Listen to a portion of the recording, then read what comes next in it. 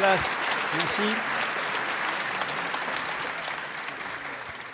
Merci. Merci d'être venus si nombreux, au point que certains d'entre vous qui sont de l'autre côté de cette salle ne peuvent pas rentrer. Néanmoins, en se précipitant sur leur smartphone, sur leur tablette, sur leurs ordinateurs et en allant sur mediapart.fr, eh bien, ils pourront suivre en direct cette soirée exceptionnelle, ce rendez-vous citoyen pour dire « la corruption, ça suffit ». Nous sommes journalistes, c'est-à-dire qu'en tant que journalistes, nous sommes au service des citoyens, au service de leur droit de savoir, afin qu'ils soient libres et autonomes pour choisir, pour décider, pour voter, pour s'exprimer. La liberté de la presse n'est pas un privilège des journalistes, c'est un droit des citoyens. Et c'est donc aux citoyens, à vous tous, que nous devons des comptes sur notre travail. Nous sommes journalistes et ce sont 3 journalistes, 3 confrères qui sont à l'initiative de cette soirée.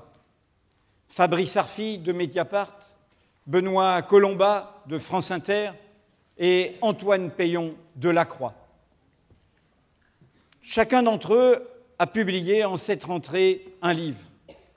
Le sens des affaires chez Calman Lévy pour Fabrice Arfi, Histoire secrète du patronat pour Benoît Colomba avec d'autres co-auteurs, et tout simplement Corruption donc chez La Découverte pour le deuxième, et tout simplement Corruption au Seuil pour Antoine Peillon.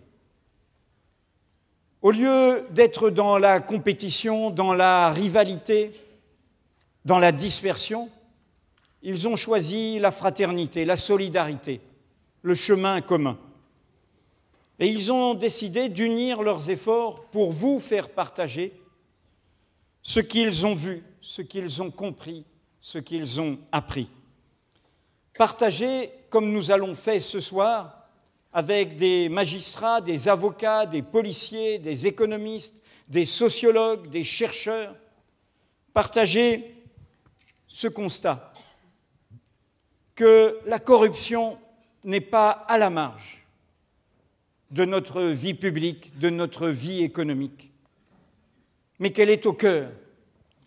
Partager ce constat qu'elle n'est pas une question morale ou simplement de répression policière ou judiciaire, mais qu'elle est une question politique centrale.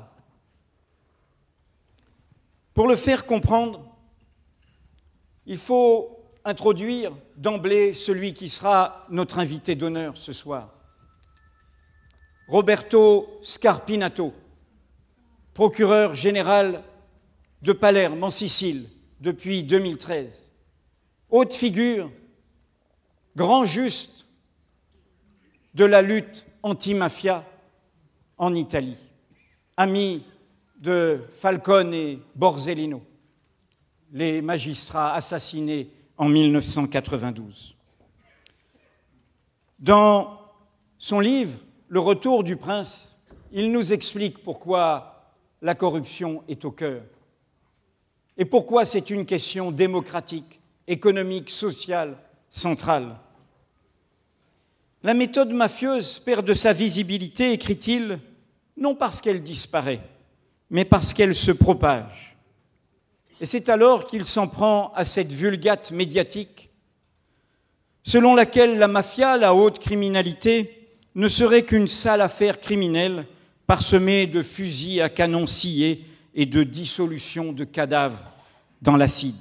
Non, insiste-t-il, et en citant le code pénal de son propre pays, et nous pourrions en faire de même en France ou dans d'autres pays européens. L'association mafieuse se caractérise par sa finalité particulière, qui ne consiste pas simplement à commettre des crimes, comme c'est le cas des associations criminelles ordinaires, mais à conquérir illégalement des espaces de pouvoir, en particulier économiques et politiques.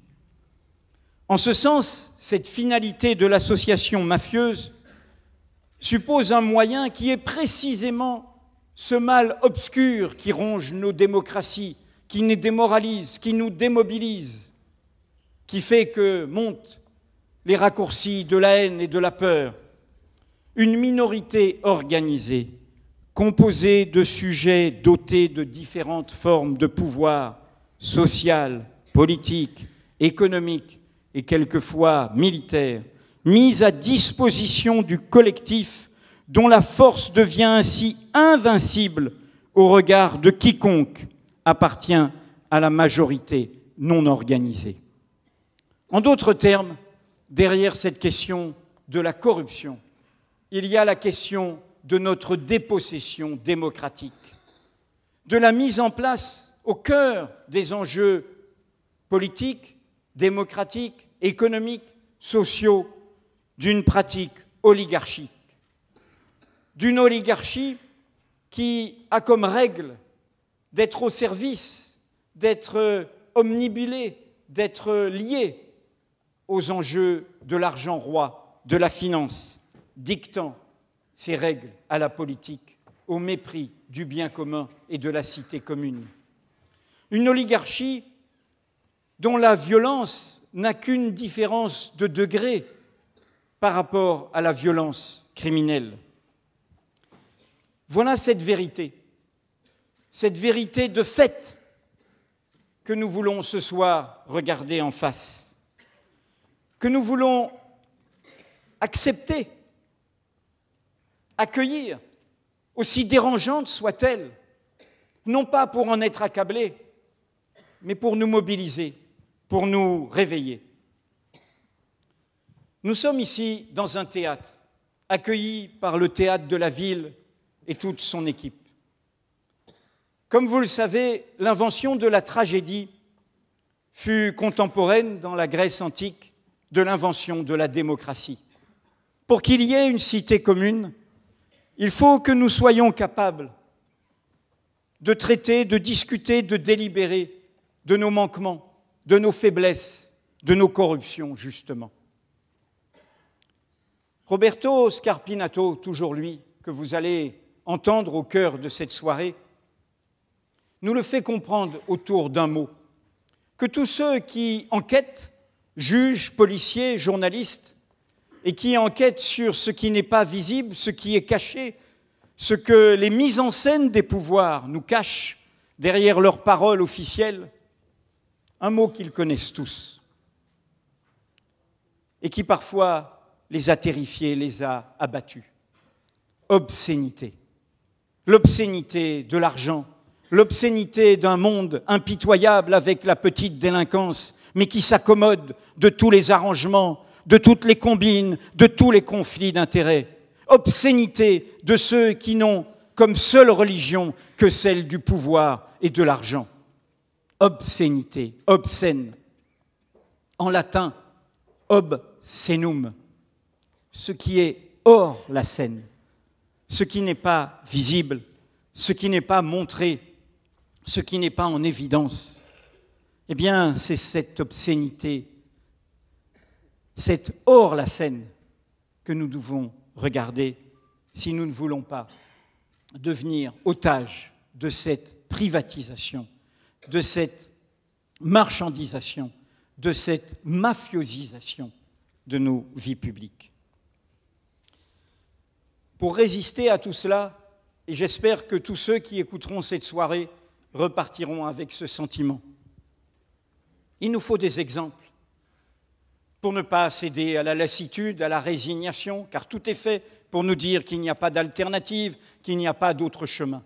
Alors il nous faut des exemples, non pas des hommes providentiels ou des sauveurs suprêmes, mais des citoyens ordinaires qui, là où ils travaillent, policiers, magistrats, intellectuels, chercheurs, travailleurs, journalistes, soient au rendez-vous de leurs devoirs, tout simplement. C'est ce qu'il nous faut. Et c'est ce que nous dit également Roberto Scarpinato, auquel nous voulons dédier cette soirée ce soir. Car les risques qu'il prend ne sont pas abstraits. ils sont réels, concrets. Il est au cœur de cette bataille. Avec l'humour, la distinction qui le caractérise et cette culture classique de ceux qui connaissent notre histoire méditerranéenne, il a fait une devise de vie qui est une maxime de l'Antiquité grecque et que voici. Vivez comme si vous deviez mourir demain, mais pensez comme si vous étiez éternel. Et donc, c'est ainsi que nous allons agir, car cette soirée, et vous le comprendrez, n'est qu'un début.